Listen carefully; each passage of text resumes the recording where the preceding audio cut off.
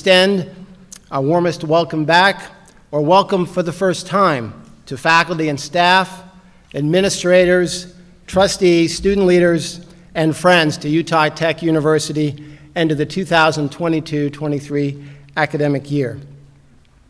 Today we are launching a new era in the history of our university.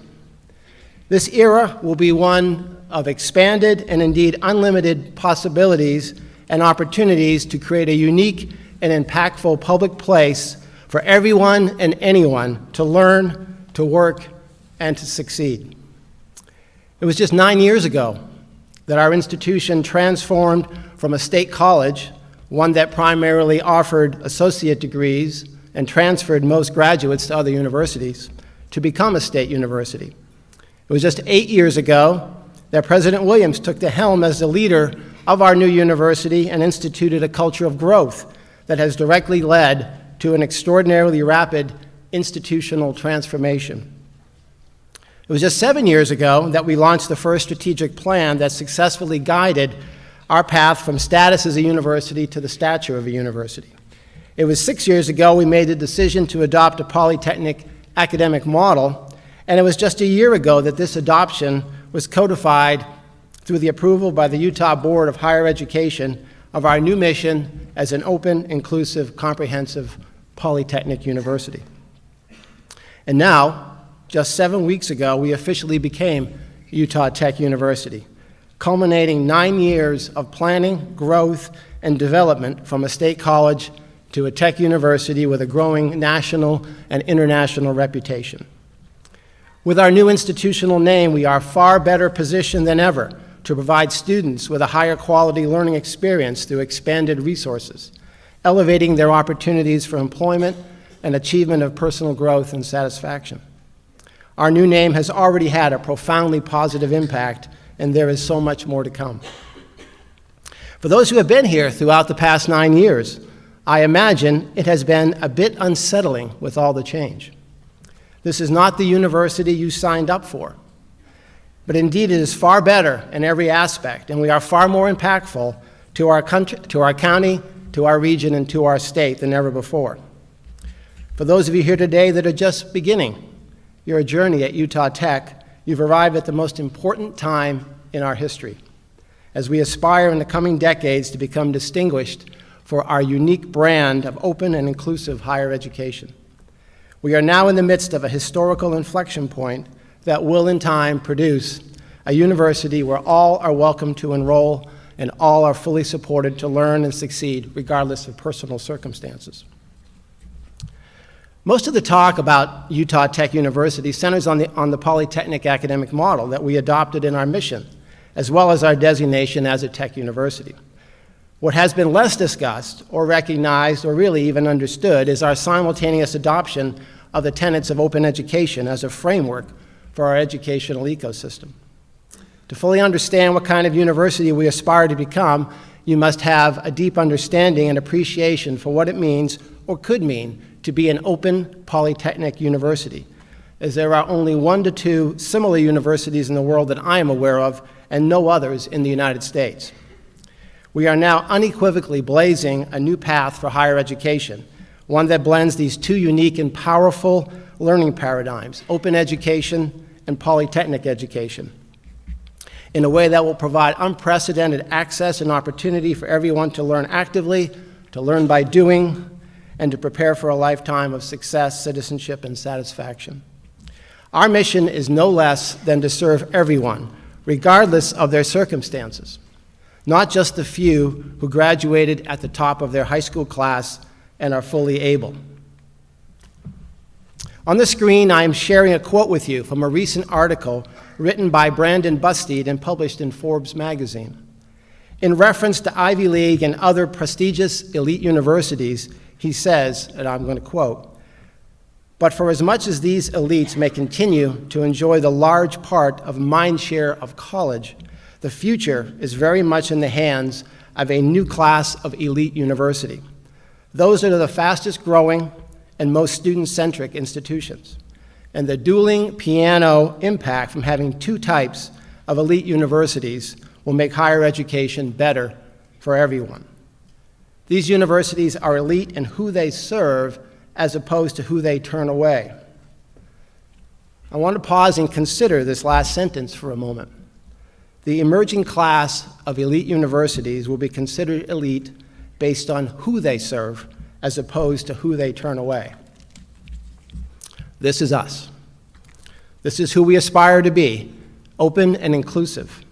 I believe we have the opportunity in time to become elite based on the diversity of people we effectively serve, not because of the number of people we deny admissions to and prevent their access to higher education. So today, we assemble to formally and officially begin a new and promising academic year that also launches a new era for the university.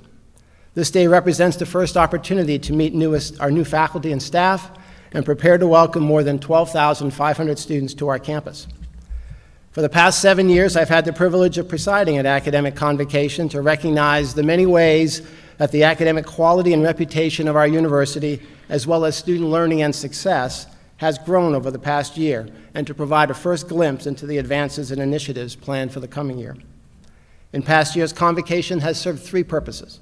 First, to formally welcome new faculty and staff to the university. Second, to acknowledge and recognize individual and institutional accomplishments.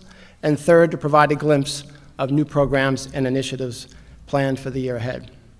This year, I'm going to change it up a bit. I will still introduce new faculty and staff and outline initiatives for the upcoming year, but I'm not going to review the accomplishments from the past year because most of what has happened has already been communicated. Instead, today I'm going to speak about leadership for a few moments, but more about that in a little bit. Right now, it gives me great pleasure to introduce members of our administration and honored guests who are joining us here today. As I read your name, please stand and be recognized, and maybe the lights up a little bit if we could. There we go. From the President's Cabinet, President Richard Biff Williams.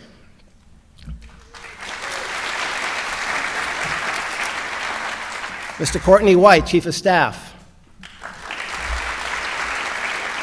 Mr. Paul Morris, Vice President of Administrative Services. Mr. Del Beatty, Vice President of Student Affairs.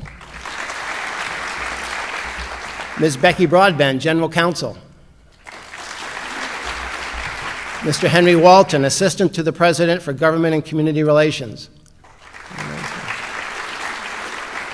And Dr. Tasha Toy, Assistant Vice President of Campus Diversity, Senior Equity and Inclusion Officer. From our Board of Trustees, Tiffany Wilson, Chair of the Board of Trustees. And Trustee Betty Barnum. Our deans, Dr. Jeff Jarvis, Dean, College of the Arts. Dr. Scott Lindsay, Interim Dean, College of Business. Dr. Brenda Saby, Dean, College of Education. Dr. Ellie Bermudez, Dean, College of Health Sciences. Dr. Stephen Lee, Dean, College of Humanities and Social Sciences. Dr. Eric Pedersen, Dean, the College of Science, Engineering, and Technology. Ms. Kelly Peterson Fairchild, Dean of the Library and Open Learning Services. Dr. Sarah Vandermark, Dean of University College and Associate Provost for Academic Success. From our senior management team, Dr. Pam Cantrell, Associate Provost for Academic and Budget Planning and Director of Graduate Studies. Dr. Bruce Harris, Associate Provost for Faculty Affairs. Dr. Nancy Hauk, Associate Provost for Community and Global Engagement. Darlene Dilly, Associate Provost for Enrollment Management. Dr. Matt Nicodemus, Executive Director of Institutional Effectiveness. Cheryl Kaplinger, Executive Director of Strategic Partnerships. And Dottie Catlin, who I think is online, Executive Director of Career Services. From the Faculty Senate, Glenn Webb, President. Dr. Julie Chu, President-elect. And Susan Ertel, past President. And of course, Ms. April Ficklin, Executive Assistant to the Provost. Every year we use this meeting as an opportunity to introduce our newest full-time faculty and professional staff. In fact, welcoming new faculty and staff was one of my most favorite moments of the year. This year, we welcome 45 new full-time faculty or faculty who have been elevated to tenure-track status, the most ever in 1 year. When I read your name, will each new full-time faculty member please stand and be recognized? Brian Assel, Department of Art. Hans Glassman, Digital Film. Dr. Catherine Davis, Marketing. Samantha Greason, Psychology. Emma Lanners, Library and Open Education.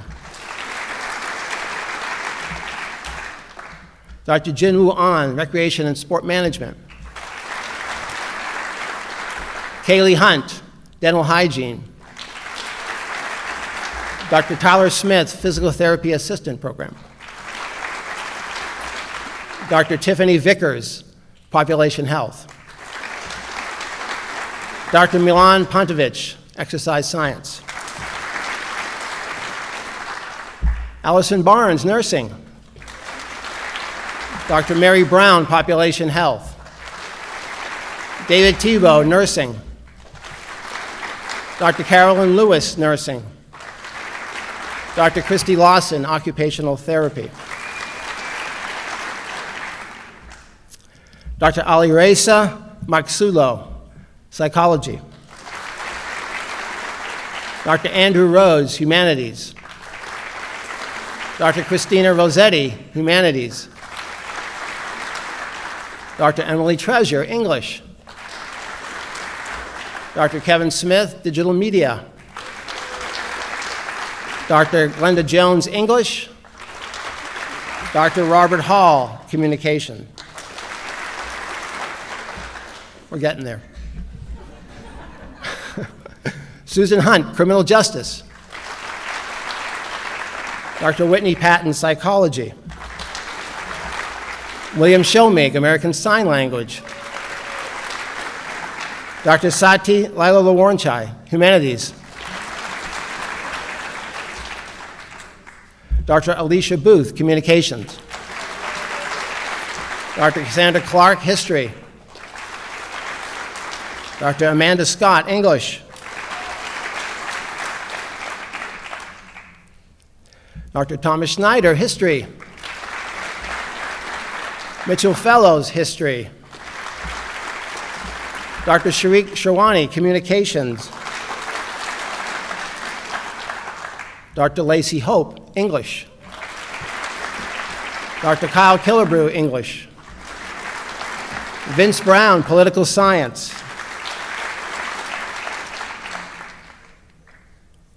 Dr. Jeff Loveland, History. Dr. Kyle House, Communication. Dr. Amanda Faonelua, Mathematics. Dr. Hangyu Shi, Biological Sciences. Dr. Jeffrey Anderson, Electrical Engineering. Dr. Christine Pondell, Environmental Science. Dr. Divya Singh, Mechanical Engineering. Dr. Jared Hancock, Chemistry. Dr. Randy Klobaka, Bioinformatics. And Dr. Amber Mortensen, Biology.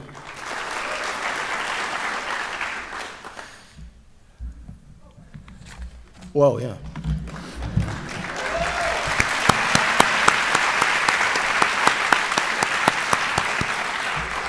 With the addition of these new full-time faculty, I'd like to share some statistics that highlight our growth in full-time faculty over the past 6 years.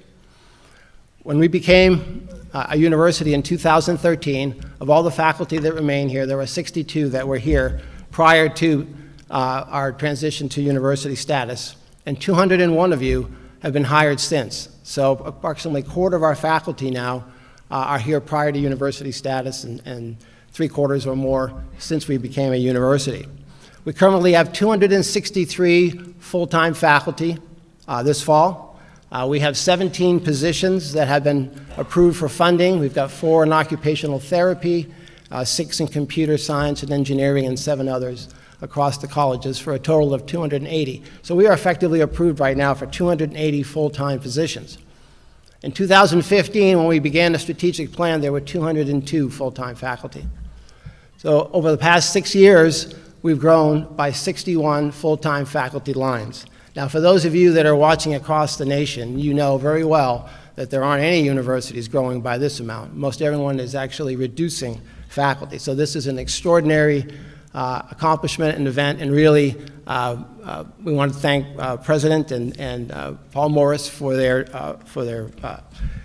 attention to the value and importance of faculty and allocating the funds to make sure that we have enough faculty for our students. So anyway, congratulations.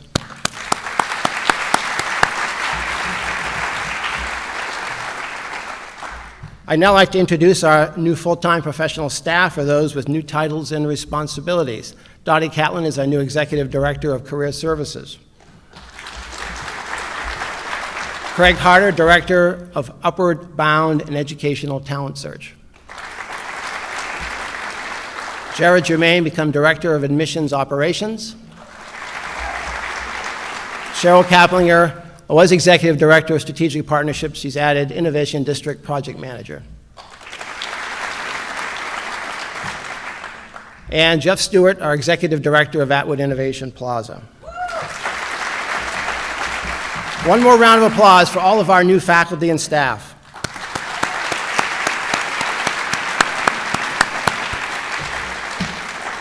It is now my privilege to introduce Dr. Richard B. Williams, the 18th president of Utah Tech University, who will deliver welcoming remarks.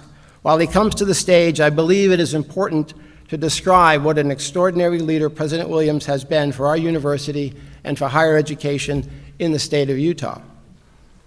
About 5 years ago, a team of faculty and staff came together over the course of a year and subsequently recommended that our university adopt 5 institutional learning outcomes for all students.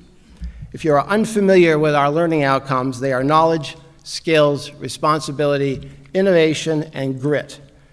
The selection of these 5 ILOs, as we call them, means that our collective responsibility is to design and implement curricular and co-curricular programs to ensure that every student acquire relevant knowledge and skills in their discipline, become responsible citizens and professionals, adopt the mindset and skills of an innovator, and become gritty. In thinking about what I would say today to introduce President Williams, these 5 institutional learning outcomes came to mind. No one has better embodied and modeled these outcomes over the past 5 years than President Williams. First, we have all witnessed President Williams' extraordinary knowledge, skill, and talent as both an institutional leader and a manager of people and resources. You would be hard-pressed to find any higher education leader in our country that has accomplished more in the past 8 years. Second, President Williams is an intuitive innovator and exceptional problem solver. As we all know, our university operates with very limited resources, and it is only through his innovative practices and skillful allocation of resources that we have found a path to still grow and flourish, even with limited resources. Third, and most importantly, President Williams has demonstrated extraordinary personal and professional responsibility and grit in simultaneously guiding us successfully through the global pandemic and significantly advancing our university through our name change.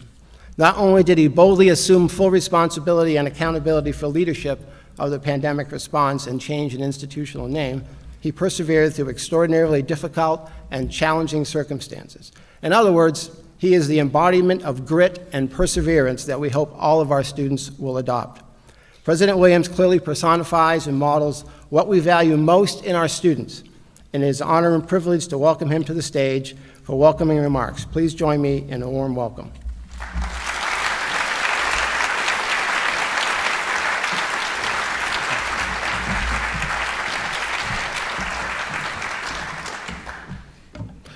I didn't pay him to say that. Well, good morning and welcome back. It seems like yesterday we were finishing commencement and we were all breathing a sigh of relief and thinking that we had several months to recharge, and now summer has come and gone and here we are. I also want to welcome all those that are new here. Welcome to Utah Tech University. We're excited you're here. It's exciting to see the growth of the faculty and the staff. It's exciting to feel the energy in the room. As I was rotating a little bit out there as I came up, the common theme from all of you is it just feels like there's a lot of energy, and there definitely is, and all that energy comes from you. So grateful that you're here. We're excited that you're here. I don't think that's right. That's my last slide. They've obviously heard. They've obviously heard me speak before. Let's see if the next one's right. Okay, there we go. All right, starting out the year well. Well, Provost LaCourse asked me to address a few things, but not to really cover anything in academic affairs. You know how hard it is to prepare welcoming remarks and talk about the university without really encroaching on academic affairs. So I thought I'd just share with you a few summer updates of those things that many of you have stopped me or saw me at the grocery store and asked about. I thought if you had those questions, probably all of you have those questions. So a lot has happened this summer, especially as we're growing into our vision and our mission of being an open, inclusive, comprehensive polytechnic. And this summer, as I was going through a few files, I was reminded I found two newspaper articles that I had completely forgotten about. The first one, they were op-eds here in the local newspaper called The Spectrum, and it was the editorial board. And the editorial board printed one the day after I was announced as the president, and then to make sure that I heard what their opinion was, they published another one with the same message on my first day of the job. And so I thought I'd just share with you. They were great articles. They were really quite nice and optimistic. And the first one was the day after, and they said, you know, we really think that Dixie State University needs to find a clear focus, one that will distinguish us outside of the state and the region. And they went on to define what focus they thought. And they thought, you know, it would be really neat if Dixie State at the time would become the preeminent technology university of the state. And they talk about the economic impact that would have and how students would flood here and that we would be able to, you know, really attract a lot of businesses and others. Then on the 11th, the next one, you know, they reiterated on my first day of the job. Now, to be honest, I didn't see these until probably a month or two later when people shared. But to me, when I saw this summer, it's really gratifying to see that there's the community, they recognized what this university could be, that they put trust into all of us.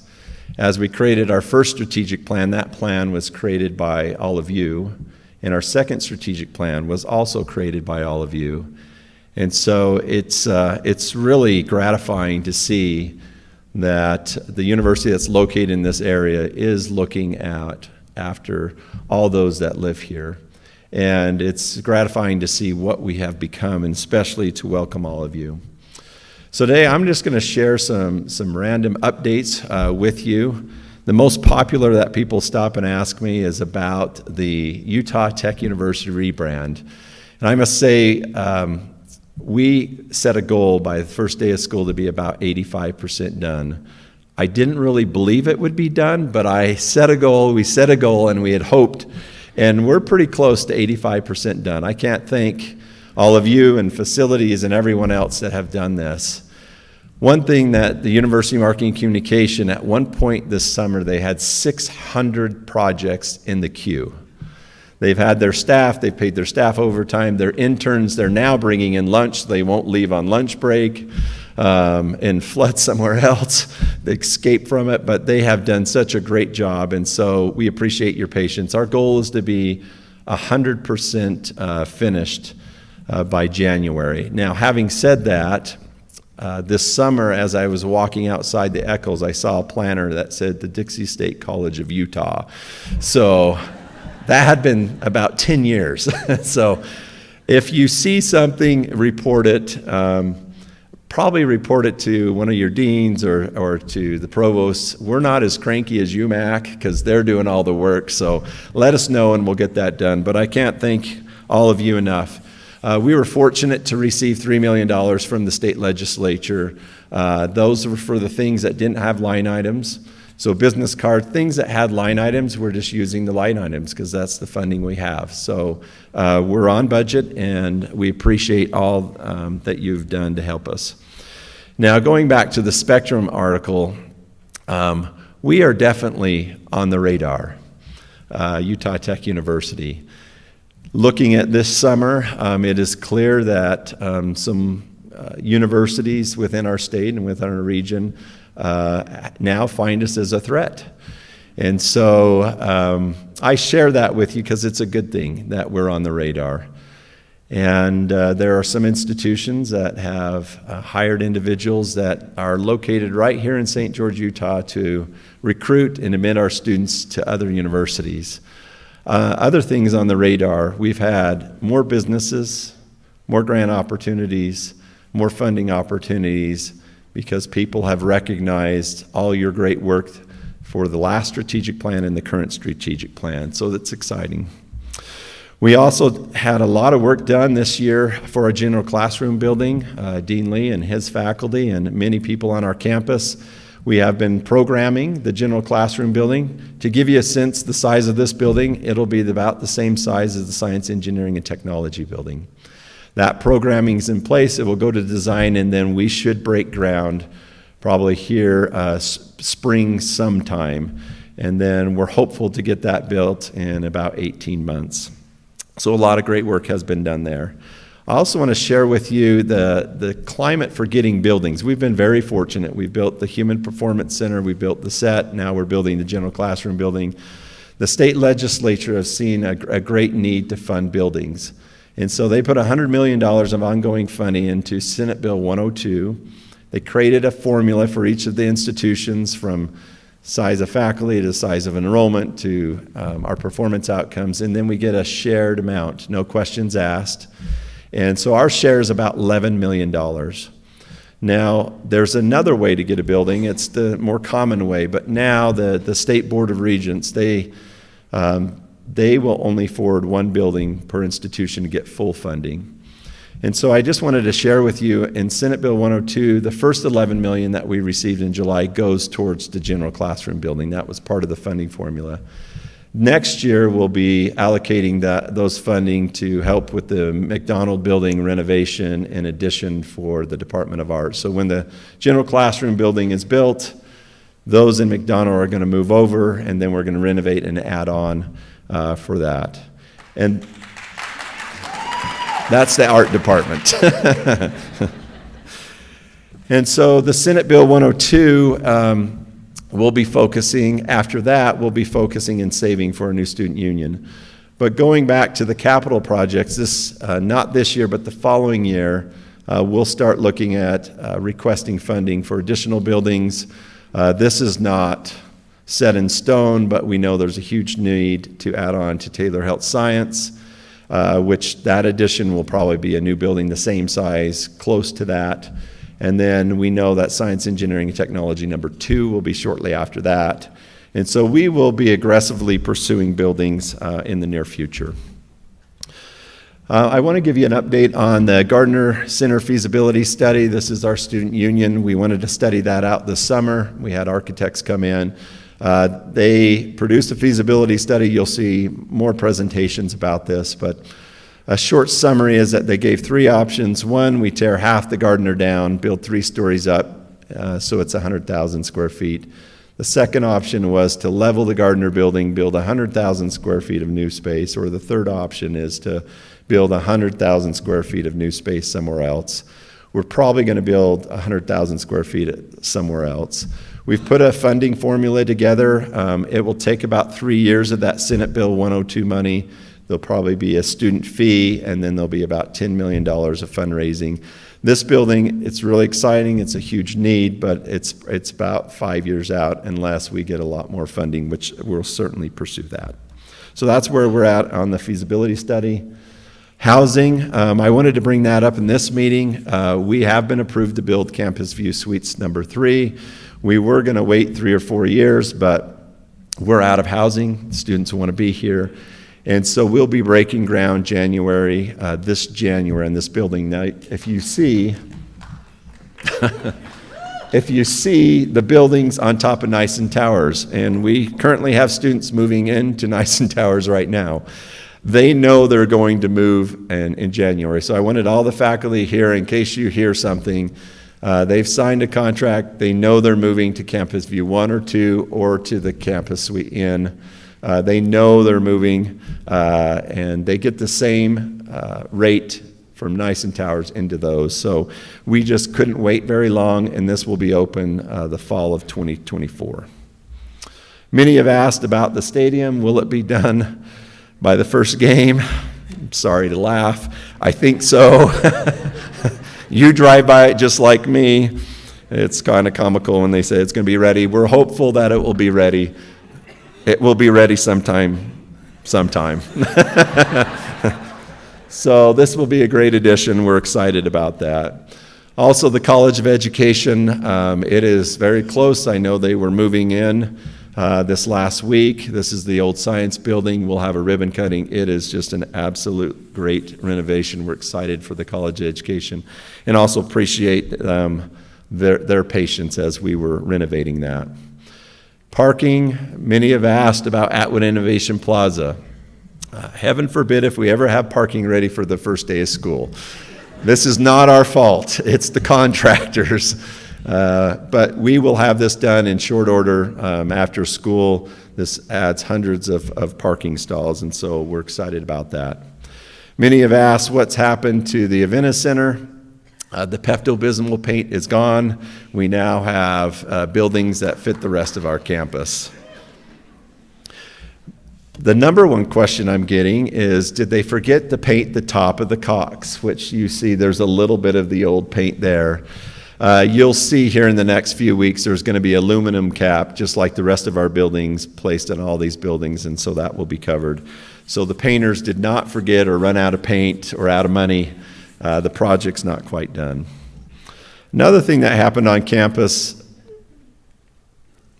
this summer, which we're very proud of, is that our local police department, our campus police department, were accredited by IACLEA, which we are the first police department in the state of Utah to be an accredited campus police department, which is a really big deal.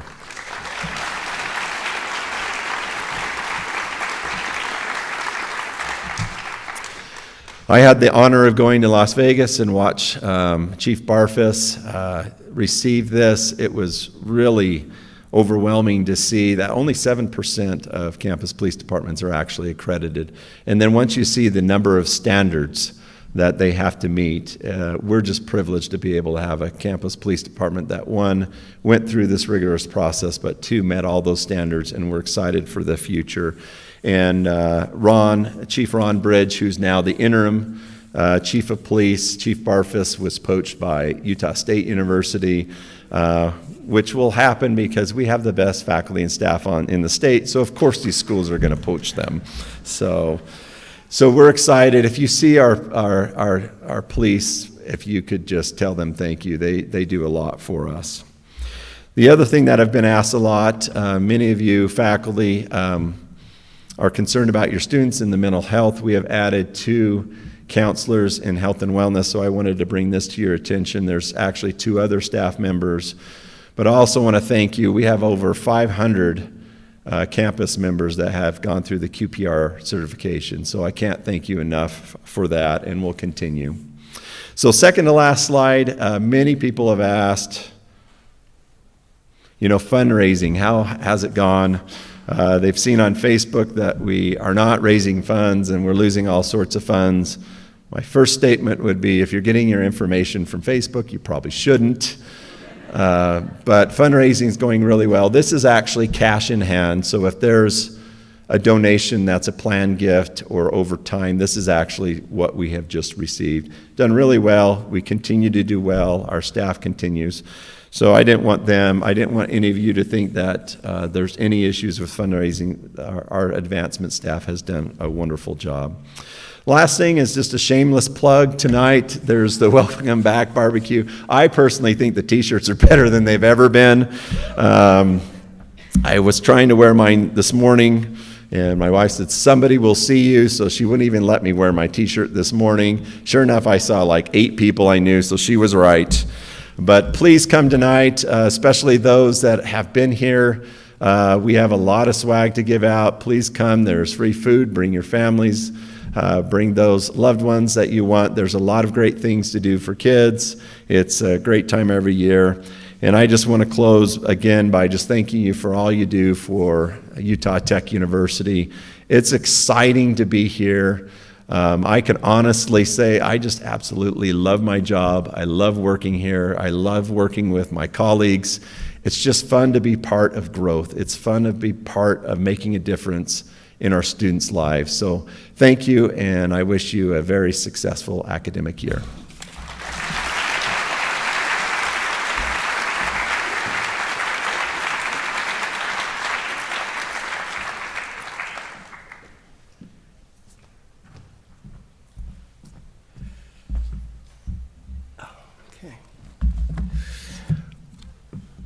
Thank you, President Williams. Next, I'd like to take some time to review, and actually, can we have the lights a little bit up, please, if we could, just so that everybody can see. I'd like to review with you all of our award winners last year. We have several award events that occur at the end of the year, so not everyone gets to participate or is aware. So I want to take a few minutes to once again recognize and acknowledge all of our award winners from last year. So first of all, we have a distinguished awards ceremony that we held back in March. And here are our award winners. So Distinguished Professor Dr. Mike Peterson from English. If you could stand up, that'd be great. Distinguished Teaching Award went to Dr. Matt Harris from Information Systems and Analytics. Distinguished Service Award went to Dr. Joy Taylor McMurrin from English. And Distinguished Instructor Award went to Melinda Whipple from Emergency Medical Services. Excellence in Online Teaching Award, Dr. Kari Gali from Education. Excellence in Active Teaching, Dr. Jill Lovell from Recreation Sport Management. Community Involvement Award went to Shane Christensen from Art. And Technology Integration Award went to Alex Chamberlain from Art. There are Dixie Awards that we also provided this past spring. We had 3 winners of Dixie Awards. Teacher of the Year went to Dr. Roger Hale from Music. Teacher of the Year Rising Star was Dr. Cindy Greenman from Accounting. And part-time faculty member of the year was Sarah Black from Chemistry and Biochemistry.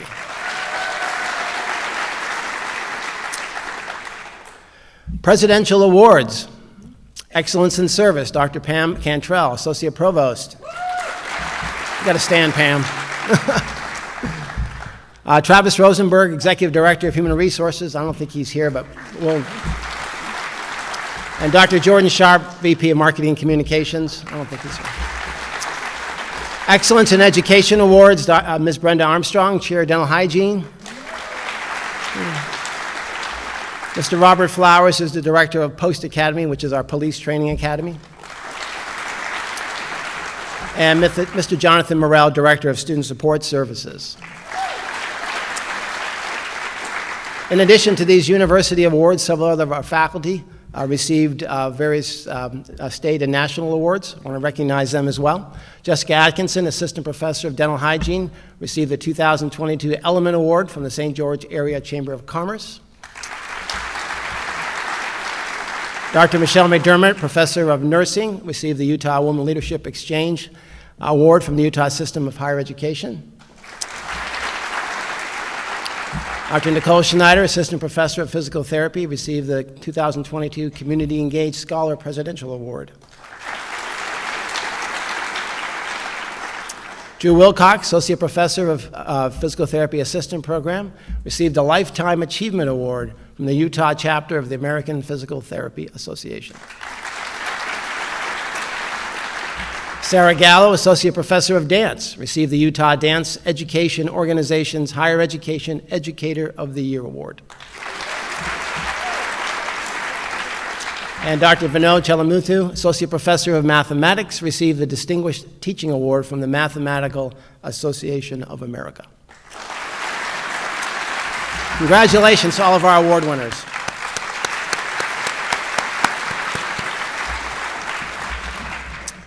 Okay, I want to change it up a bit now, and I want to talk about student learning and success, really the reason that we are all here. Hopefully each one of you was able to pick up a card at the door before you came in that is labeled Quality Framework. We're going to be referring to that in the next few minutes. I want to begin this conversation about student learning and success by first reviewing our university mission that was created a couple of years ago and approved by the Board of Higher Education last summer. If you have not seen the mission before or need a refresher, this is a reminder that it has 3 parts. Part 1 lists the 4 institutional design characteristics that we selected that will differentiate our university from the 500 or so other regional universities across the country. These 4 design characteristics provide us with a framework to organize and direct university resources, organizations, and activities. To a large extent, when we talk about our mission, our new mission, we mostly refer to these 4 characteristics. Part 2 of our mission statement names our primary instructional methods of active and applied learning, which is one of the characteristics or tenets of a polytechnic university. When we talk about active and applied learning, we imply learn by doing instructional approach, which is the phrase that almost all polytechnic universities use to describe their primary learning paradigm. Part 3 of our mission statement lists our 5 institutional learning outcomes. I've already mentioned them: knowledge, skill, resilience, or grit, and innovation, creativity, and responsibility. Those are the 5 institutional learning outcomes. These are the outcomes that are what all students are supposed to have achieved upon graduation. Next, I want to talk about our vision statement, just to refresh. If you recall, we created this specific vision to describe our aspirations as a university for the year 2050, 28 years from now. In fact, if we had restated this vision, we could simply say, by the year 2050, Utah Tech University aspires to, on and on. The central feature of this vision is that we are committed to distinguishing ourselves in 2 ways. The first is through producing a high-producing culture of innovation and entrepreneurship. And the second is through exceptional student learning and success. We'll talk a little later about what we plan to do in innovation and entrepreneurship. When we think about distinguishing ourselves based on learning and success, it becomes a little more challenging to determine how we might achieve this vision. That's because we are an open admission and dual mission university, meaning we accept everyone and must create systems to ensure that students of all backgrounds and academic preparation can succeed here. This is no small feat and will require us to be intentional, innovative, and systematic in planning and implementing a success-oriented learning ecosystem. I'd like to talk about creating such an ecosystem. There are 3 primary challenges in higher education, and collectively, they comprise what is referred to as the iron triangle of higher ed. The collective challenge for any university anywhere is to provide high-quality learning experience that is accessible at a low cost. So access, cost, and quality are the 3 challenges. In the iron triangle model, these challenges are interdependent. So when one is changed, it impacts the other. It is generally believed that it is impossible for any university to solve all 3 challenges equally well. For example, you cannot provide broad access at a low cost and still provide a high-quality educational experience. While most believe it is impossible to achieve all three, there are now examples of 6 universities that have succeeded in simultaneously solving all 3 challenges through the implementation of an organized constellation of initiatives. The success of those 6 universities was described in a recent book titled, appropriately, Pursuing Quality Access and Affordability, a field guide to improving higher ed. Well, let's do a little self-evaluation for a moment to determine how well we do on these 3 challenges. First, we provide as much access as any university in the nation right now. We currently provide open access to programs beginning in kindergarten all the way through end of life. You can access our programs in person, you can access them online, or through one of our 4 satellite learning centers in Hurricane, Hilldale, Kanab, and Panguitch. We even offer concurrent enrollment programs in Moapa Valley, Nevada, and soon in Mesquite. We offer degrees, certificates, micro-credentials, community education, adult learning. I believe we have solved the access challenge at the highest possible level. With regard to cost or affordability, our tuition is currently among the lowest, and maybe it's even the lowest, of any university, public university in the nation. So we have solved the student cost challenge. So we are unquestionably a national leader in both access and cost. The question then becomes whether we can simultaneously provide a high-quality learning experience in an open admission and dual mission environment and solve the 3rd challenge of quality.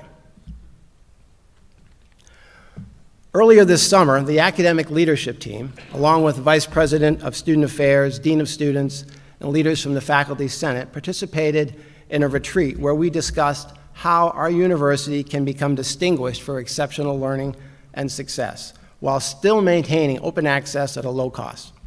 In other words, how are we going to solve the Iron Triangle challenge? The outcome of those discussions is the quality framework that you have in front of you and perhaps on the card that you've picked up. This framework should be considered a working hypothesis of what the 20 of us, because that's all there was, believe is the constellation of factors that contribute to provide quality education for our students, solve the challenge of the Iron Triangle, and achieve our mission. I want to quickly review the 8 dimensions of the framework. First is a mission, a vision, and a culture of success. We need to establish an ethos of success. Everything that we do is aimed at student success. Culture of continuous improvement, innovation, creativity. We'll see this phrase again. It's important for us to remember that every single person in this room, regardless of your job and your responsibilities, is an educator. We are all educators, and we all impact the success and learning of our students. The resilient learner, we need to focus in on making sure that our students are prepared.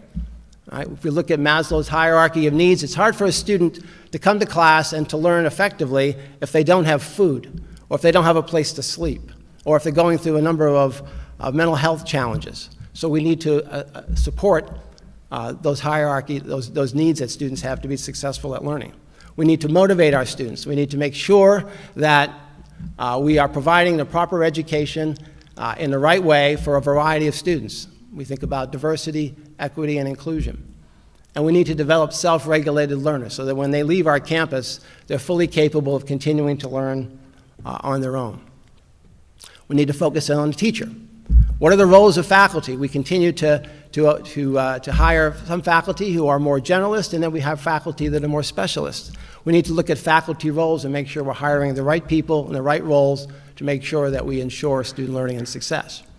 Make sure that everybody here is committed to our mission and our vision.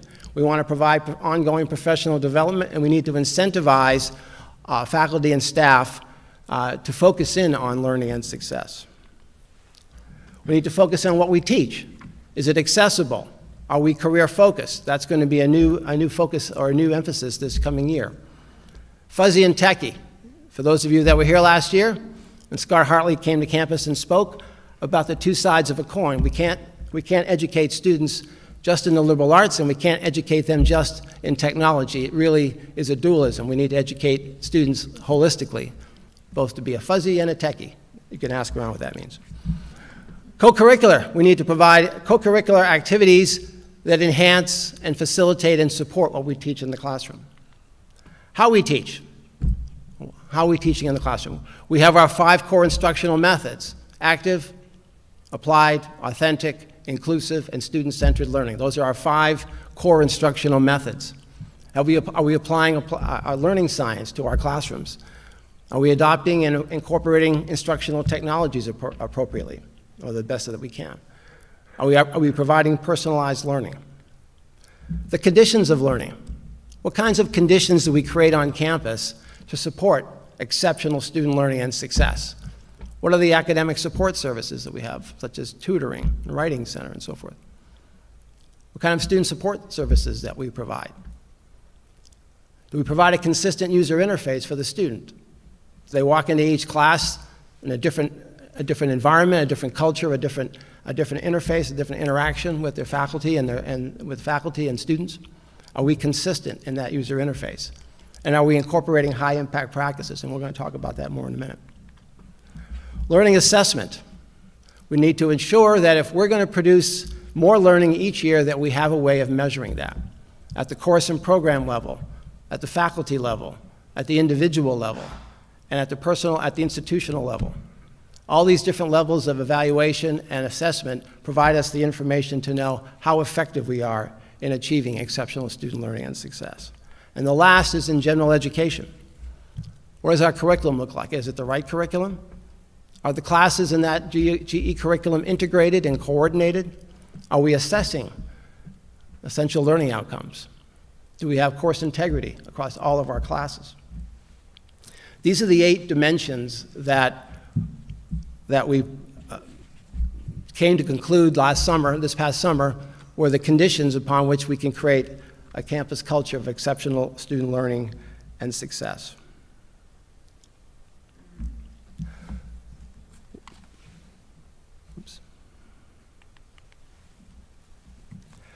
While there is much work to be done in this framework, one of the dimensions, general education, we're going to address this year. As you know, there are 5 goals specified in our strategic plan. Goal 1 is academic distinction. And if you read the statement, it says, establish regionally distinctive academic programs by integrating the tenets of open education, inclusion, comprehensive, and polytechnic, while sustaining the prominence of a liberal education as the foundation of exceptional student learning and success.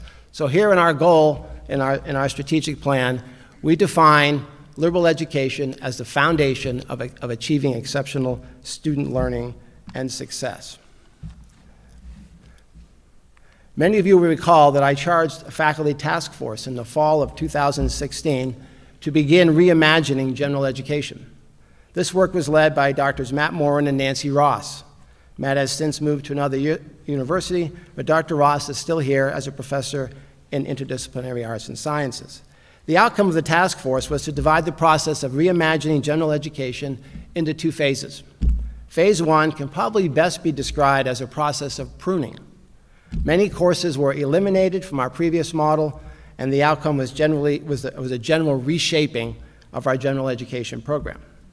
The real heart of reimagining general education content and structure was put off to a second phase, which until now has not been pursued.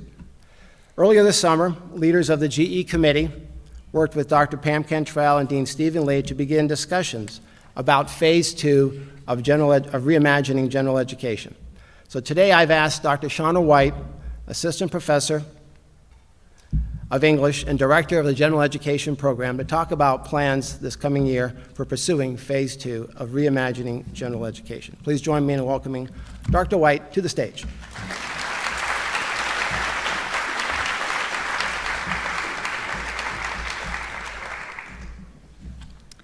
Thank you. Good morning. So I was part of the General Education Task Force, and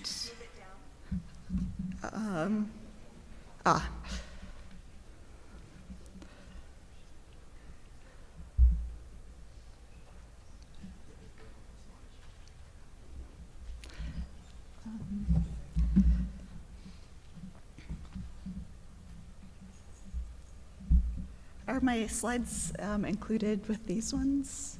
Okay.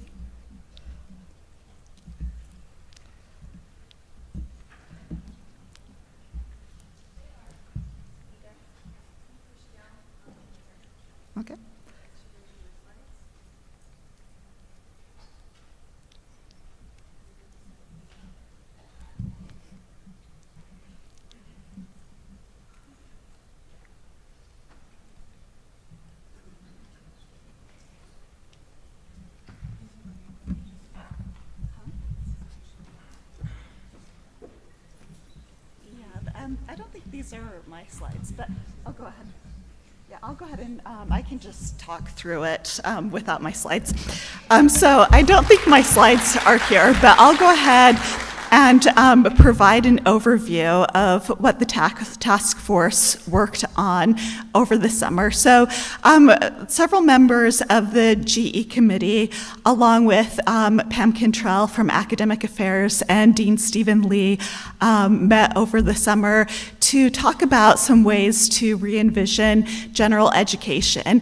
And I think it's really important to mention that we worked on revising or re-envisioning what we already have in place, because as someone who currently teaches a lot of courses in the GE program, what we have in place is really excellent. However, we also know that we can continue to strive and do even better in this area. And so that is what this re-envisioning is going to accomplish. So there were several reasons why the task force needed to meet this summer. First of all, we needed to come up with a better method of assessment because we have institutional accreditation coming up. So that assessment plan basically is going to make sure that all of the GE courses have course learning outcomes that are in the course catalog, and that those outcomes are written so that they can be mapped to the GE program learning outcomes. And then we're going to be working with departments and instructors to ensure that all GE courses have a signature assessment that is tied to those CLOs and general education learning outcomes. And those will be marked on the syllabi as well. So that is going to be the upcoming plan for this year. We're going to be reviewing all of the GE courses to ensure that that assessment plan is in place and we have a clear method of assessment. So that kind of fits within the broader framework that Provost LaCourse was describing. Secondly, we wanted to find ways to make sure that the GE program was more integrated and relevant to 21st century learning goals, so that students had a clear idea of how all of their learning fit together and how it was relevant to both the careers and their personal lives and the work that they do as citizens. So currently, if you look at the GE program, you'll notice that it's kind of divided into several different buckets. And we worked as a task force to try to reintegrate some of these different buckets and to also kind of expand some of the disciplines that participated in each of these different areas. So the first area that we're going to look at is what we called foundations. And these foundational courses really work with students' quantitative literacy, their communication skills, which we envision to include both written communication, but also visual communication, digital communication, and spoken communication as well. And then technology and global and national citizenship and perspectives. So that's the foundational level. And then the second level is going to be exploration. And it looks very similar in many ways to what we currently have in place. However, one of the goals that we have moving forward, and this is going to be something that we're really going to work with instructors, and we're also working with department chairs to explore ways that we can make courses in the general education program more interdisciplinary, and also look at possibilities for team teaching as well. And then the third area is going to be the integration and transformation area. And so along with that, we're trying to promote opportunities for students to do things like study abroad, study USA, internships, capstone courses, service learning, and other opportunities that fall within that. Some of the courses that students took regarding visiting Zion National Park and doing lab work there, or going to Catalina Island could also be possibilities in this area. And so having this opportunity to have 3 credits of transformational experiences. If you're thinking about your own programs and majors, many students are already engaging in these kind of transformational experiences. Most majors, I know, for instance, the English department has a capstone course that's required of its majors. So many of your students are already doing this, and many students will do this in their majors. However, we recognize the need for students to have a couple of different pathways, because some students are going to be leaving our institution after they receive their associate's degree, and then other students will be continuing on to receive their bachelor's degrees. So we do realize that some students will need these transformational experiences much earlier than others. So moving forward, these 3 areas of foundations, exploration, and then integration, transformation are going to be what we're seeking to emphasize. But really, we can't do this work without your input, your wisdom, and your disciplinary knowledge. So I did, as my last slide, originally have my email address. If you're interested in working with the GE committee, if you have questions, comments, I would like to try to make the slides that I have available to all of you if you do have questions, or if you do want to access them, I'm happy to send them on. But please feel free to email me, shauna.white@utah.tech.edu, and thank you so much for your time.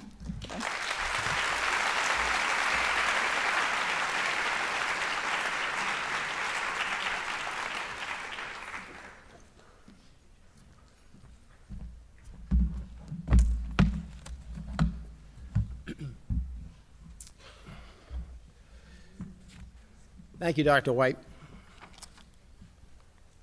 I want to spend the next few minutes reviewing some of the initiatives that we have planned for this coming year. First off, earlier this summer, several of us attended a conference in Germany, the Global Polytechnic Summit. And so we were able to interact with colleagues, mostly from Europe, but certainly other universities in the United States. And so I'm really excited to announce that one of the outcomes of us attending that event is that we are going to be the host campus next summer. So on June, let's say 4th through 7th,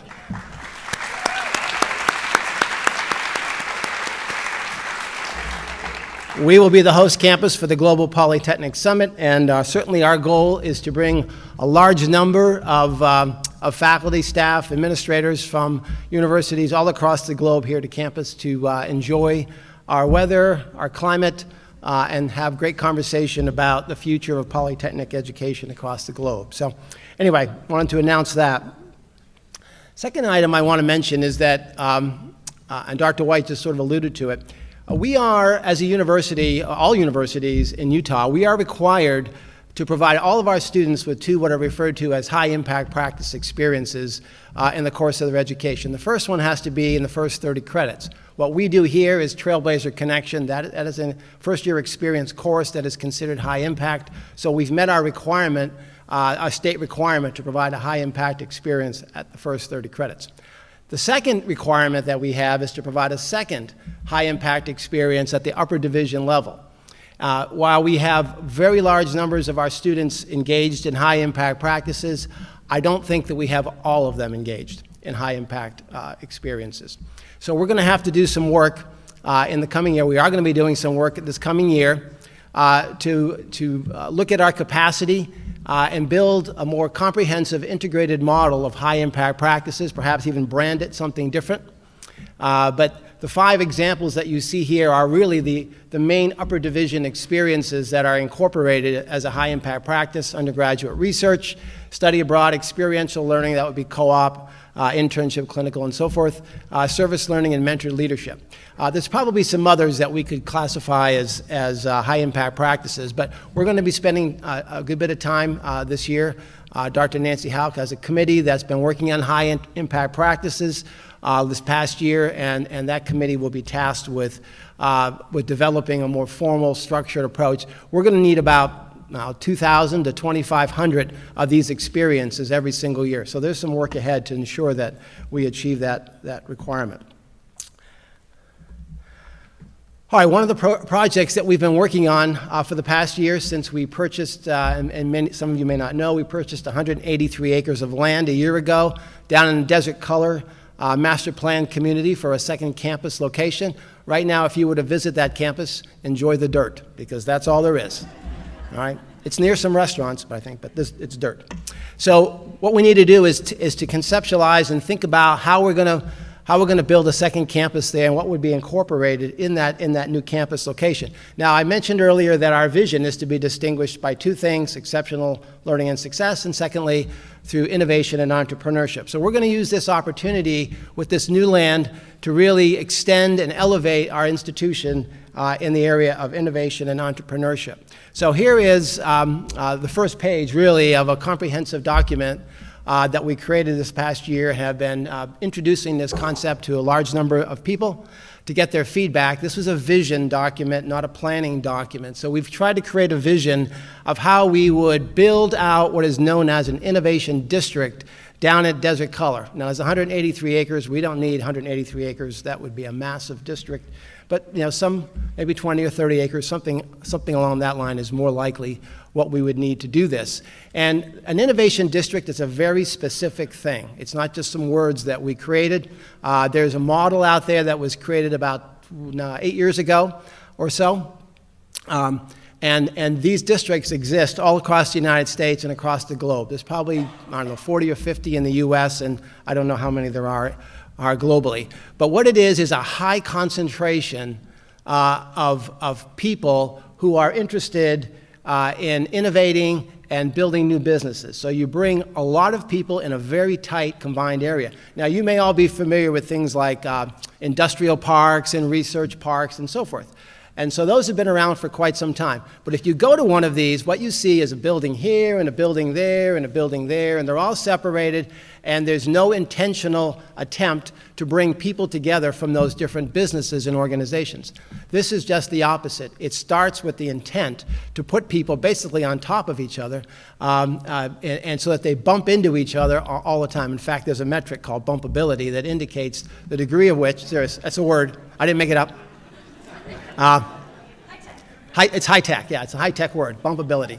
But bumpability refers to the fact in this type of ecosystem environment, how many times on a daily basis you're likely to bump into somebody from another organization, another business, somebody who's got expertise that you don't have, and you try to create this environment where there's a lot of networking and interaction, and from that, the outcome of that is intended to be a more innovative, entrepreneurial type of environment. So we're going to pursue this as one of the ways in which that 183 acres of land is going to be used in Desert Color. So we've sort of completed the visioning.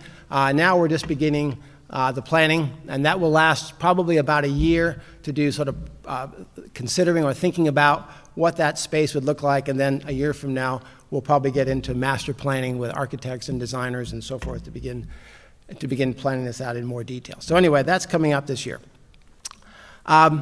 Really excited about this. So some of your colleagues here, Patrick Smith, Alex Chamberlain, and Dr. Nate Snow, where are they? Are they here? They're busy working.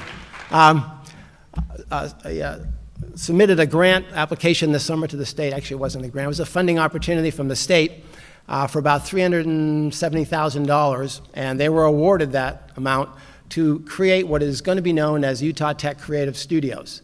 So we're going to be building out creative studios in the Jennings building, and the intent of this is it's really interdisciplinary. In fact, it's really cuts across the entire campus, is to purchase equipment, hardware, software, and to build an organizational infrastructure to support creative activities in areas like digital film and video, animation, social media, podcasting, augmented virtual reality, esports, and gaming, all into one concentrated area on campus. In my view, this is going to be the digital equivalent of Atwood Innovation Plaza. In fact, I think it's perhaps even has more potential in the outcomes of what could happen over time with creative studios. So this is an incredibly important next step for the university. When we talk about innovation, we always talk about creativity and innovation. Innovation is occurring at Innovation Plaza, creativity now at Creative Studios. So anyway, we're covering both sides of that. Anyway, really exciting, and congratulations to our faculty for getting funded on this project.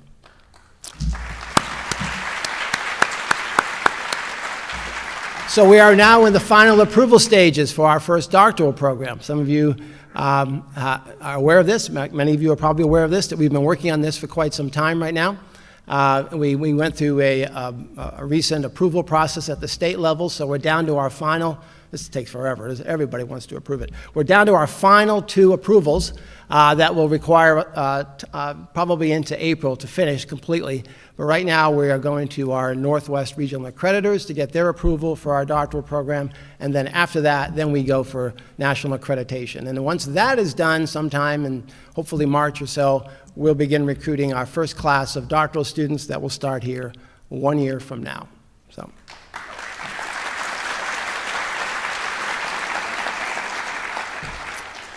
All right, I'm really excited to announce this. Over the last few years, we've tried to incrementally build a pool of funds that are available to all of you that are interested in doing scholarship and creative activity but need funds to pursue your interests. And so this year, we've upped that amount to $100,000. So that will be announced formally here in a not too distant future, and a process by which you can apply for funds. We'd like to get this distributed this fall so that you have the rest of the year and summer and so forth to continue doing the work. But this will be by far the largest amount of money that we've allocated. We also have a $25,000 additional award that's available to create a center on campus as seed money, and so that's already been announced last spring.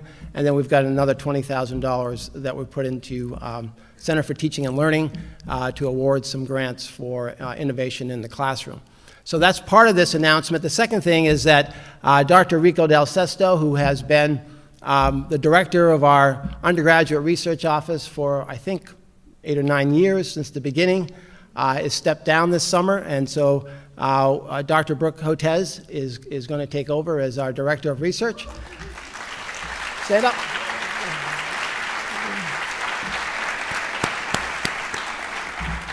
So 2 things. One, I want to thank Rico. He's led this office for the last 8 years.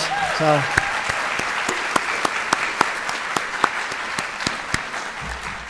Second thing, I found out an interesting piece of information last week about Brooke. She sent me an email and said that her father-in-law is a nominee for the Nobel Peace Prize. So there she is right there. You can talk to her. His work was in creating a COVID-19 vaccine using open science, so there's no patent on the work that he did. And so it's available to everybody and anyone. So anyway, that was... We're going to try to get in here to speak, right? That's the goal? Okay.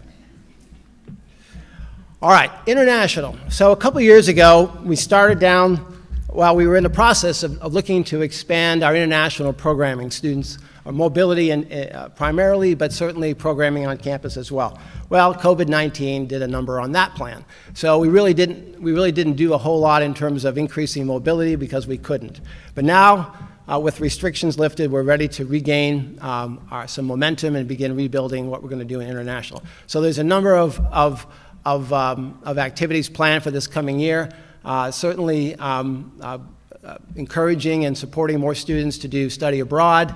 We're going to be recruiting more international students to campus. We signed a contract several months ago with a company called Shorelight. And Shorelight is, I think they're the largest provider recruiter, provider, however you want to phrase it, of international students coming into American universities. So they see us as an important partner So we'll have our first students coming in this fall through this new recruitment strategy from Shortlight. But I think that in the coming years, we'll see a much larger increase, a much larger number of international students on campus. We already have this fall, I think the numbers I saw were about 230, 240 international students as opposed to about 180 last year. And that number we hope will rise into the thousands in the coming year. So that Shortlight contract is incredibly important for us. In order to be prepared to welcome and support a growing number of international students, we are going to have conversations on campus about creating a culture for international education. And so that will be ongoing this year. I've already mentioned about our participation in the Global Polytechnic Summit, and I think it looks as though we're going to develop a partnership with Pluralsight to create a degree program that we hope will be marketed globally. So those are several things that we have planned for this year on the international front. Pluralsight, you've all heard about that this past year, so that is fully implemented now, and we've hired somebody you probably all know, Penny Mills, who was formerly the president of the Student Association. She has been hired as a full-time sort of evangelist, if you will, for Pluralsight. Her job is to interact with students, faculty, and staff to introduce Pluralsight and hopefully encourage many more students and those who are interested in engaging with the Pluralsight platform. That is all part of a broader initiative that we'll be pursuing this year. We appointed a committee last year to look at digital fluency. We're looking at creating sort of a baseline digital fluency across campus for students, faculty, and staff. We've got a committee working on that, so you'll hear more about that in the coming months. This year, we're going to up the game in terms of open educational resources, open educational practices, beginning tomorrow at the Fall Faculty Forum, which is focused on these two topics. So we'll have a speaker here, an international expert in this space coming to campus. We also hired Emma Lanners full-time. Where's Emma? I know she's here because she stood up before. There she is. Stand up, Emma. So Emma is our director of open education. She's housed in the library, and she will be visiting all of you across campus this year to encourage you to consider adopting open educational resources in your class. We're going to undertake this year a strategic enrollment planning process. Those of you that have seen our strategic plan know that goal 2 of the plan is enrollment growth, but enrollment growth is getting increasingly difficult. We are all probably familiar with the demographic cliff that we're about ready to experience nationally, where the number of high school graduates is going to drop off precipitously, creating increased competition across the country for students. And that's going to affect us like it affects everybody else. So we need to be much more strategic about how we grow our enrollments. And so we're going to be working with a consultant.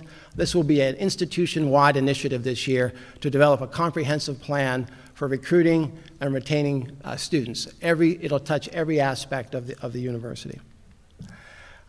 Just so you know, in case your deans talk to you about this, every year deans get goals that I give them. And so it's part of the job. Everybody's got goals.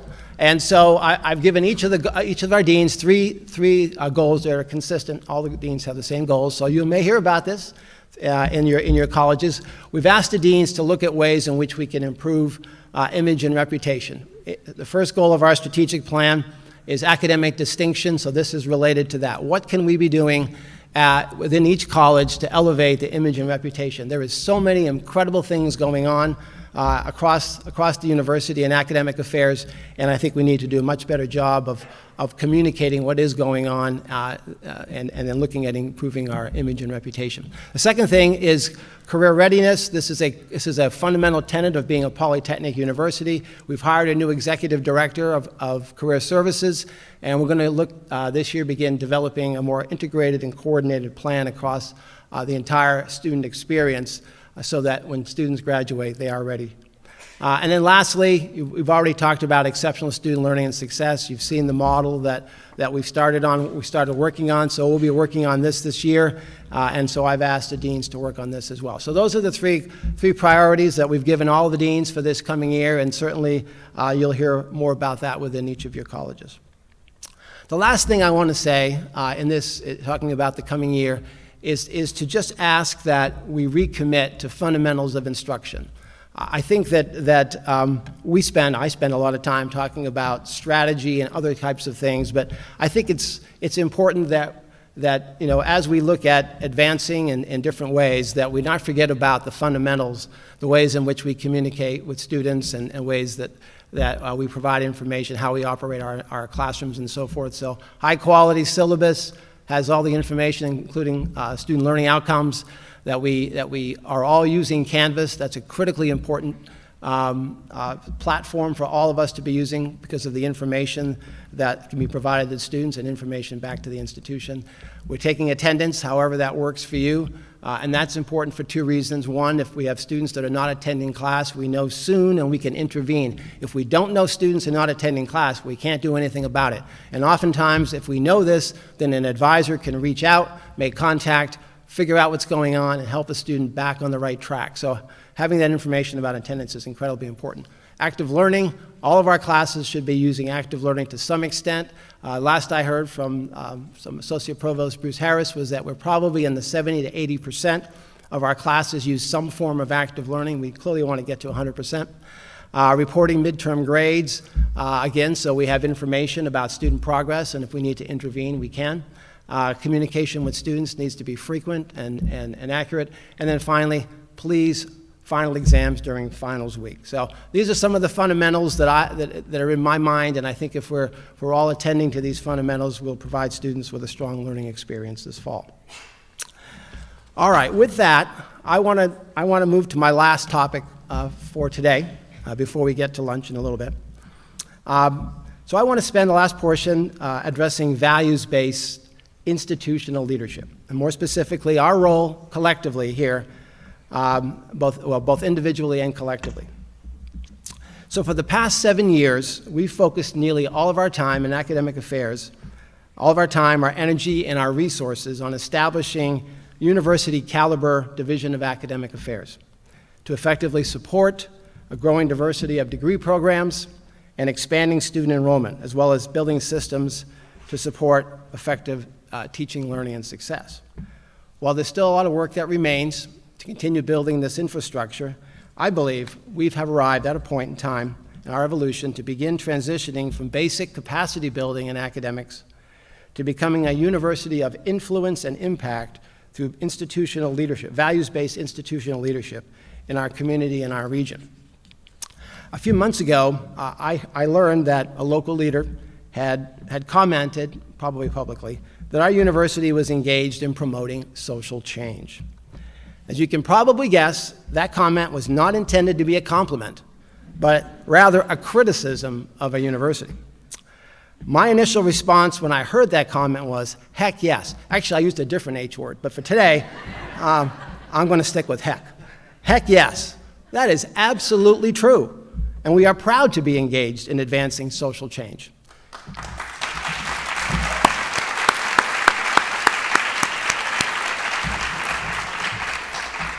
As is every university across the globe for all time. As an academy, our primary purpose and role is to advance and disseminate knowledge. And with advancement and democratization of knowledge comes change, economic change, political change, cultural change, and yes, social change. As a professional, I'm a professional with a career dedicated to advancement and dissemination of knowledge. And by virtue of my career, I am an agent of social change. Every one of you sitting in this room, by virtue of your chosen profession, is equally committed to advancing social change and improving the human condition. As an academic institution, we must enthusiastically and deliberately embrace that role and responsibility through leadership, and more specifically through values-based leadership. What I mean here is that we must lead based on our institutional values. I want to be clear, I am not suggesting we engage in any kind of disruptive behavior that promotes rapid change or that can be jarring or provoke an equal and opposite reaction. Instead, as an academic institution, our responsibility is to model and promote evidence-based practices and values-driven behavior over a sustained period of time. We, everybody here, are agents of change over the long horizon of time through the continuous advancement and dissemination of knowledge. Most of us never know the long-term impact of our teaching and mentoring on the lives of our students because they leave campus and the community and we lose contact. So too, we often have little awareness about the long-term consequences and outcomes of producing and disseminating new knowledge. While an impactful outcome of our collective work here in the Academy is the advancement of the human condition, we are unlikely to ever know the full impact of any single individual contribution. 7 years ago, we adopted a set of institutional values, and then we modified them a little bit a couple years ago. These 8 values, academic distinction, student learning and success, equity and inclusion, purposeful discovery, collaborative culture, public service, local and global resources, and innovation and responsiveness, have guided the formation of our current mission, our vision, our strategic plan, and other aspects of institutional practices for the past 7 years. Based on these 8 values, I want to speak about 4 realms where I believe we collectively need to responsibly lead in advancing social and cultural change and work to improve the human condition in our region and in our state. Those 4 are openness, sustainability, social justice, and communication. I want to talk about openness first. Our recent strategic planning process produced a new university mission that included a commitment to an open education ecosystem. There are 10 fundamental tenets of an open ecosystem that we have discussed on several occasions over the past couple years. But they're all grounded in 5 basic principles of organizational openness: collaboration, sharing, transparency, community, and inclusivity.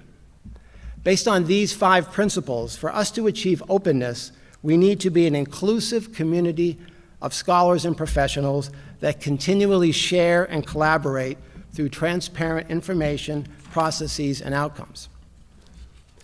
As we institutionalize these 5 principles and create the open culture that we value as a university, there's also an opportunity for us to model and promote openness as a cultural norm in our community and in our region. As our region continues to grow in population and complexity, we need to model and promote principles of openness in order to build a community of trust and mutual respect. Here in southern Utah, Here in southern Utah, sustainability is a top of mind right now. Do we have sufficient and sustainable water, energy, transportation systems, and other community infrastructure to survive and to thrive? Is Washington County a sustainable community at 300,000 people, or 400,000 people, or 500,000 people, which is the prediction for the county population in 28 years? As a public university, we have a pivotal role to play in supporting our local leaders and organization in addressing these essential questions. As a university, we have critical and advanced intellectual and physical resources that can be harnessed to help solve complex problems and contribute to regional sustainability. We must assume a leadership role in promoting sustainable practices and assist local communities in the planning and implementation of those practices. Beyond our local and regional community, I believe we have an even greater responsibility, since we are all citizens of the world and have a responsibility for global sustainability. In 2015, the United Nations produced a call to action to end poverty, protect the planet, and ensure that by the year 2030, all people enjoy peace and prosperity. The call to action then led the United Nations to adopt and activate 17 Sustainable Development Goals to achieve by 2030. Since that time, universities all across the globe have refocused and re-energized their teaching, use-inspired research, and community service in pursuit of achieving one or more of these 17 Sustainable Development Goals in their region or in their nation.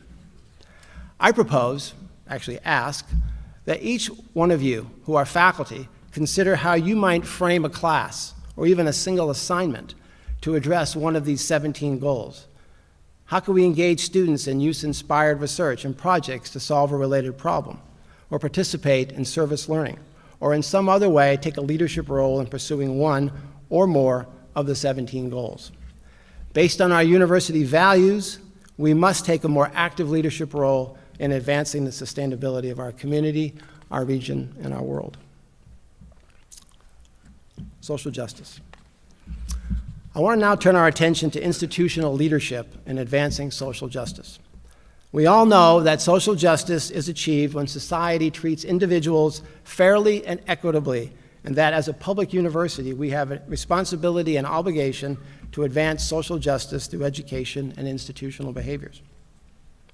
For each of us in this room, this means creating teaching and learning environments that support all students equitably without regard to race, ethnicity, gender identity, religion, or learning potential. As a university, we need to be more intentional in our approaches to address issues of social justice on our campus and to model best practices for our community and our region. We recently witnessed an unfortunate example of how some members of our local community wish to deny the rights and opportunities of another group within our community. While we have no legal or moral authority to tell anyone how they should behave, we do have an opportunity as a university community to reflect on these actions and apply an educational framework to promote a more inclusive and tolerant community. Such an act would be an example of what I mean by values-based institutional leadership. Campus and community diversity is good. It is good because it exposes students to alternative ideas, beliefs, and customs that breed understanding and tolerance for differences. We know our students will graduate, have a professional career, and live their lives in a global society. To prosper, they will need the knowledge, skills, and attitudes to effectively interact and engage with people from all nations and cultures. Again, we must lead here. We must marshal our collective experience and expertise to create campus and local environments that welcome people from across the globe to visit, attend school, work, and live prosperous and fulfilling lives. I propose we lead in advancing social justice through several behaviors, provide a welcoming campus and community environment for everyone, create teaching and learning environments that support all students equitably. The university becomes a collective for social justice as a source of information and inspiration. International cooperation is imperative, and we will continue to pursue that.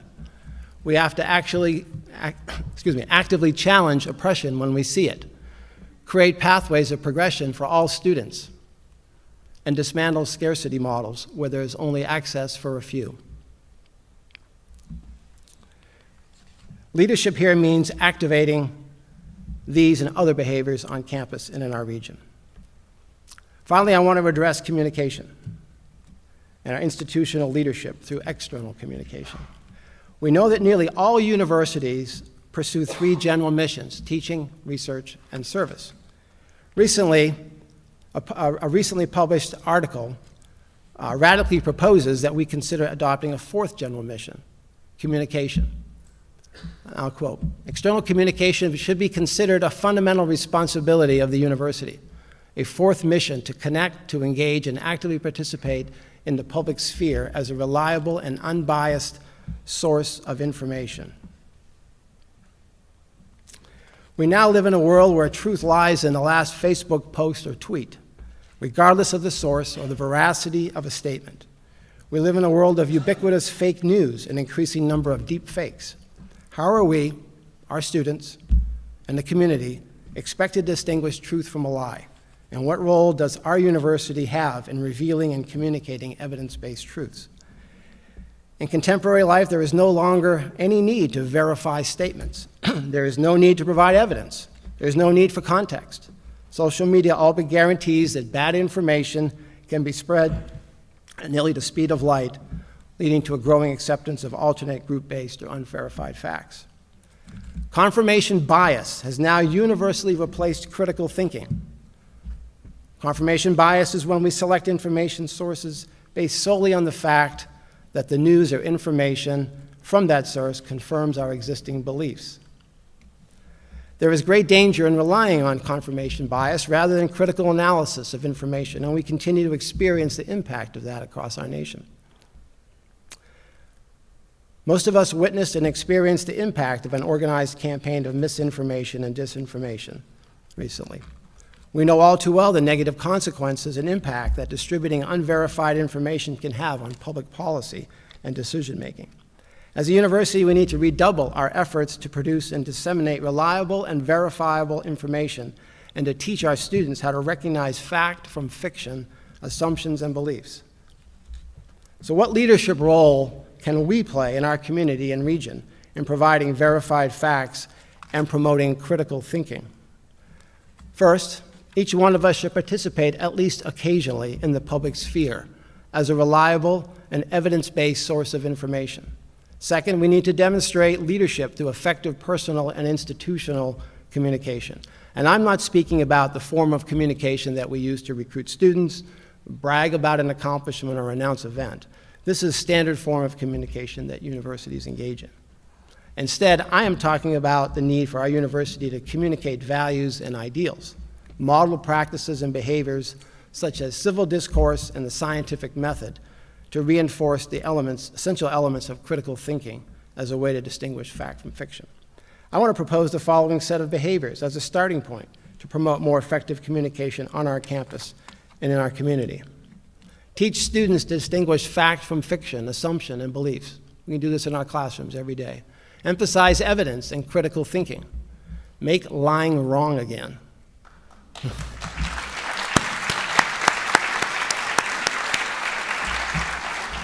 Establish the university as a source of reliable and unbiased information. Every faculty member should communicate in the public sphere at least occasionally, and demonstrate our social and economic value through trusted information. Now more than ever, I believe society needs universities to step forward into the growing vacuum of truth and supply a much-needed fountain of reliable and accurate information upon which to make decisions. This needs to be a renewed purpose for us and our responsibility. So it's time to create the next version of ourselves as a university. We need to transcend from measuring our success academically by the number of degree programs we offer or the size of our enrollment, although both are important. We need to begin measuring our success by how much learning we produce and by what impact and value we add to the community, region, and state. It's time to shed our institutional youth and move into adulthood. And that means exerting a greater leadership role. My call to action for each of you is this: through teaching or scholarship or service or administrative responsibilities, adopt a leadership posture by modeling and promoting a ubiquitous culture of openness, adopting and producing sustainable practices, advocating for and insisting on social justice, and communicating evidence-based fact in the public sphere. If each of us contributes something in these four realms, just a little bit, collectively, we will fulfill our responsibility as a university to lead based on our core institutional values. I look forward to hearing your ideas on these matters and to continuing this conversation in the coming weeks and months. Finally, I want to just remind you about some upcoming events. Tomorrow, well, first of all, the most important upcoming event is lunch in a few minutes. But after that, yeah, you can clap about that. Tomorrow is our Fall Faculty Forum, and certainly this is an event that all faculty should be attending. We'll have a guest speaker here talking about open educational resources and open educational practices. And then freshmen are moving in, so we want to welcome them if you see them on campus, moving in today and tomorrow. Wednesday morning, we have Welcome Wednesday event in the Burns, and we hope to see you all there. We want to make this an amazing event, the first time that we welcome students to Utah Tech University, and so that will be Wednesday morning. And we hope to see every single person here. And if you haven't done this before, we have an event. The students go take a class picture, and then when they return, we stand outside and we give them all high fives as they walk across campus. So we would like to have you all there to participate in that. And then over the latter part of the week, we'll have upperclassmen moving in. So if you see students on campus, certainly take that opportunity to welcome. Let's see. So I want to just leave with this, which is actually a little bit of a of a concern, but I think it's important for us to take a look at this and think about this. A recent study, recently being in the last month, by called the College Confidence Index, reported that 40% of all university students across the country during the past year considered withdrawing from the university. Now, that's not transferring to another university. That is completely withdrawing from university education. 40% across the entire country. 3 primary reasons: financial issues, academic challenges, health and family issues, and a whole bunch of other lesser important reasons, but many reasons. We can't necessarily control directly individuals' financial condition, but we do have the ability to impact their academic challenges, their academic experience, and we certainly want to make sure that as an institution that we provide support services to address health and family issues where we can and where we have resources ourselves. I think it's important to think about this as we're interacting with students, knowing that for whatever reason, we live at a time where higher education has become more challenging than ever for our students, and we need to be aware of that. I want to finish by recognizing and thanking April Ficklin. April, you want to stand? My executive assistant.